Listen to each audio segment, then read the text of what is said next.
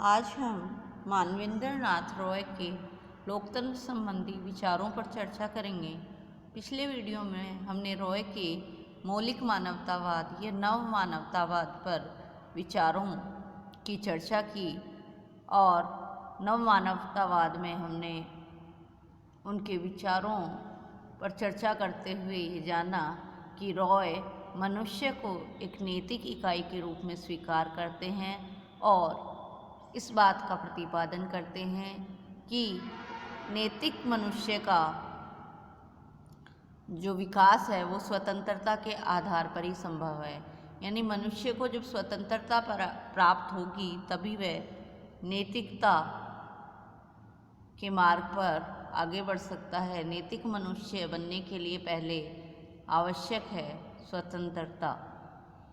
नैतिकता का विकास स्वतंत्रता के आधार पर ही संभव है और रॉय का जो मानववाद है, मौलिक मानववाद, उसके लक्ष्यों की पूर्ति करने के लिए लोकतांत्रिक व्यवस्था अत्यंत आवश्यक है। लोकतांत्रिक व्यवस्था के अंतर्गत ही रॉय के मौलिक मानववाद के लक्ष्यों की पूर्ति की जा सकती है। रॉय ने जो लोकतंत्र पर बल दिया, लेकिन रॉय ने ये कहा कि वर्तमान में जो लोकतंत्र है उसके स्वरूप में भारी परिवर्तन की आवश्यकता है। उन्होंने स्वयं जो लोकतांत्रिक व्यवस्था का सुझाव दिया और जिस प्रकार की लोकतांत्रिक व्यवस्था की रूपरेखा प्रस्तुत की, उसे वे संगठित लोकतंत्र का नाम देते हैं। और लोकतंत्र के स्वरूप में परिवर्तन करने के लिए वे कुछ इस प्रकार के सुझाव देते हैं, और जैसे जन समितियों के माध्यम से लोकतंत्र के समस्त कार्यों का संपादन। जन समितियाँ, रॉय ने ये अनुभव किया था कि वर्तमान समय में जो लोकतांत्रिक व्यवस्था है उसमें जो राजनीतिक सत्ता है वो केंद्रीकृत हो गई है। एक जगह ही सत्ता केंद्रित हो गई है और उदारवादी लोकतंत्र में जिस चुनाव पद्धति का प्रचलन है उसमें योग्य व्यक्तियों को चुने जाने की गुंजाइश नहीं है। एमन रॉय जनता के बौद्धिक और नैतिक स्तर को ऊंचा उठाने की आवश्यकता महसूस करते हैं और वे आज का जो लोकतंत्र है उसके दोषों के निवारण के लिए संगठित लोकतंत्र की रूपरेखा प्रस्तुत करते हैं, जिसका सबसे प्रमुख तत्व है जन समितियों के माध्यम से समस्त कार्यों का संपादन। रॉय का मानना था कि जो राजनीतिक दलों के बढ़ते हुए दुष्प्रभाव हैं, उन्होंने समस्त शासन की विचार शक्ति को कुंठित कर दिया है और विधि का शासन एक औपचारिकता बनकर रह गई है।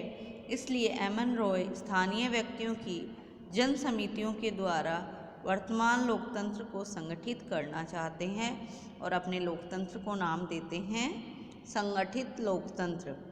संगठित लोकतंत्र में जन समितियों के सार्वजनिक कार्यों में अधिकाधिक भाग लेने की प्रेरणा और व्यवस्था है। ये जन समितियाँ संगठित लोकतंत्र के प्रभावशाली यंत्र और संगठित लोकतंत्र के केंद्र के रूप में कार्य करेंगी। ये जन समितियाँ विवेकशील व्यक्तियों के सहयोग से स्थानीय, प्रांतीय और केंद्र की सामाजिक संस्थाओं की इकाई के रूप में कार्य करेंगी। इन जन समितियों के माध्यम से शिक्षित और सामान्य जनता के बीच प्रशिक्षण के रूप में सहयोग के प्रयास किए जाएंगे और इन समितियों के कारण ही राज्य के सर्वशक्तिमान या सर्वाधिकारवादी होने का भय समाप्त हो जाएगा। इस प्रकार जन समितियों पर आधारित व्यवस्था में जनता को अधिक महत्वपूर्ण भूमिका प्राप्त होगी। तो रॉय का जो संगठित लोकतंत्र है उसमें सबसे महत्वपूर्ण स्थान है जन समितियों के माध्यम से शासन के समस्त कार्यों का या लोकतंत्र के समस्त कार्यों का संपादन।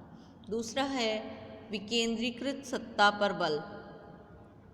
रॉय वर्तमान लोकतांत्रिक व्यवस्थाओं में बढ़ती हुई केंद्रीकरण की प्रवृत्ति को आर्थिक और राजनीतिक दृष्टि से उचित नहीं मानते थे और उन्होंने केंद्रित सत्ता को वर्तमान लोकतंत्र में मानवीय विकास के मार्ग में बड़ी बाधा बताया है और वे समाज के मूलभूत पुनर्गठन की आवश्यकता को महसूस करते हुए विकेंद्रीकरण पर बल देते हैं और वे कहते हैं कि सत्ता के विकेंद्रीकरण को अपनाने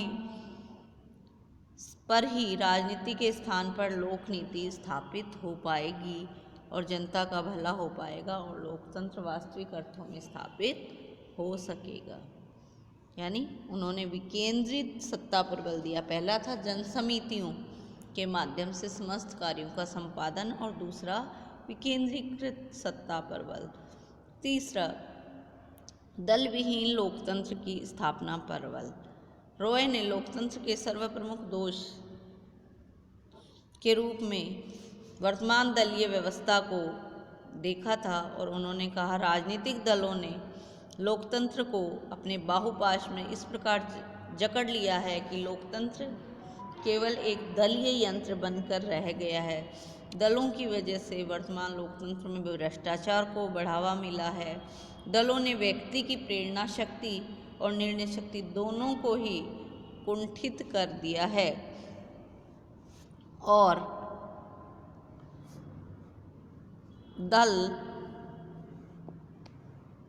वर्तमान लोकतंत्र पर हावी हो गए हैं। इन्होंने वर्तमान व्यवस्था में भ्रष्टाचार को बढ़ावा दिया है और राजनीतिक दलों का उद्देश्य शासन के लिए छीना झपटी करना ही रह गया है। इन राजनीतिक दलों को जनता के हितों की कोई परवाह नहीं होती, कोई उनको परवाह नहीं होती और वे अपने स्वार्थ साधने के लिए नैतिकता और न्याय को तो बलि चढ़ा देते हैं। और इसलिए रॉय ने कहा कि यदि नैतिक उत्थान करना है तो वर्तमान दल पद्धति को समाप्त करना होगा और विश्व के नैतिक पतन का एक मूल कारण वर्तमान दल पद्धति है। रॉय ने अपने शब्दों में स्पष्ट रूप से कहा है कि यदि हमें लोकतंत्रवाद की रक्षा करनी है तो उसे दल रहित बनाना होगा, यानी दल विहीन लोकतंत्र पार्टीलेस डेमोक्रेसी की स्थापना करनी होगी। और ये दल विहीन लोकतंत्र किस पर आधारित होगा? यह दल विहीन लोकतंत्र आत्मनिर्भर समितियों के सक्रिय योगदान पर आधारित होगा। तो रॉय द्वारा जो संगठित लोकतंत्र की रूपरेखा प्रस्तुत की गई है उसमें जन समितियों का महत्वपूर्ण स्थान है, विकेंद्रीकृत सत्ता पर उसमें बल दिया गया है और दल विहीन लोकतंत्र की स्थापना भी उसका लक्ष्य है, क्योंकि दलों ने व्यक्ति की प्रेरणा शक्ति और निर्णय शक्ति दोनों को ही कुंठित कर दिया है और दलों ने वर्तमान शासन व्यवस्था में भ्रष्टाचार को बढ़ावा दिया है। लोकतंत्र केवल एक दलीय यंत्र बनकर रह गया है। इसलिए मानवेंद्र नाथ रॉय ने लोकतंत्र की रक्षा के लिए दल विहीन लोकतंत्र की स्थापना पर बल दिया है, जिसमें कोई राजनीतिक दल नहीं होंगे और दल विहीन लोकतंत्र आत्मनिर्भर जो जन समितियां हैं उनके सक्रिय योगदान पर आधारित होगा। इस प्रकार रॉय का जो ये लोकतंत्र है वह संगठित लोकतंत्र कहलाता है। इसे प्रत्यक्ष या विकेंद्रीकृत लोकतंत्र भी कहा जा सकता है, जिसमें राजनीतिक दलों के लिए कोई स्थान नहीं है। छोटे छोटे सहकारी संगठनों के द्वारा आधुनिक राज्यों में यह प्रत्यक्ष लोकतंत्र स्थापित किया जा सकता है। रॉय ने जो ये व्यवस्था सुझाई जन समितियों के माध्यम से लोकतंत्र, इस व्यवस्था में शक्ति जनता के हाथों में रहेगी और जनता ही शासन के कार्यों में भाग लेकर इसका नियंत्रण करेगी। संगठित लोकतंत्र के सफल होने के लिए रॉय ने कहा मतदाताओं को शिक्षित होना आवश्यक है, ताकि वे जो लच्छेदार भाषण देने वाले नेता हैं उनके बहकावे में नहीं आ सकें और नैतिक और बौद्धिक दृष्टि से वो ईमानदार और पक्षपात और योग्य लोगों को ही शासन का नेतृत्व सौंप सकें। इसलिए उन्होंने यह भी कहा रॉय ने कि प्रारंभ में कुछ कुशल और गुणी शासकों का चयन होना कठिन है, इसलिए प्रारंभ में निर्वाचन के स्थान पर चयन का भी प्रावधान या मनोनयन का भी प्रावधान उन्होंने एम.एन. रॉय ने प्रस्तुत किया, लेकिन बाद में उनका चुनाव होगा और चुनाव में जब जनता शिक्षित होगी तो वह योग्य व्यक्तियों को चुनेगी जो नेताओं के भाषणों के बहकावे में नहीं आएगी। रॉय का जो ये संगठित लोकतंत्र है उसकी योजना विनोबा भावे, जयप्रकाश नारायण आदि सर्वोदयी विचारकों की विचारधारा से भी समानता रखती है। सर्वोदयी विचारक भी क्या चाहते हैं? वे भी चाहते हैं कि राजनीति को समाज के सभी रोगों का मूल कारण मानते हुए वे राजनीति के स्थान पर लोक नीति की प्रतिष्ठा करना चाहते हैं, राजनीतिक और आर्थिक सत्ता का विकेंद्रीकरण चाहते हैं तथा गांवों को स्वशासी और आत्मनिर्भर इकाइयाँ बनाना चाहते हैं। जो मानवेंद्र नाथ रॉय का लोकतांत्रिक व्यवस्था का चित्र है वो भी ऐसा ही है। रॉय और सर्वोदय दोनों ही प्रकार के विचारक राजनीतिक दलों की व्यवस्था को समाप्त करने पर बल देते हैं और रॉय जो हैं वो स्वायत्त शासित ग्राम गणराज्य के स्थान पर जन समितियों को प्रतिष्ठित करना चाहते हैं। जन समितियों के माध्यम से समस्त कार्यों का संपादन करना चाहते हैं। वे लोकतंत्र चाहते हैं, वह भी दल विहीन, वो विकेंद्रीकृत सत्ता पर बल देते हैं और जन समितियों के माध्यम से लोकतांत्रिक व्यवस्था के समस्त कार्यों का संपादन करने के पक्ष में हैं एम.एन. रॉय। यही 3 प्रमुख विशेषताएं हैं एम.एन. रॉय के लोकतंत्र की। पहला, जन समितियों के माध्यम से समस्त कार्यों का संपादन, विकेंद्रीकृत सत्ता पर बल और दल विहीन लोकतंत्र की स्थापना। धन्यवाद।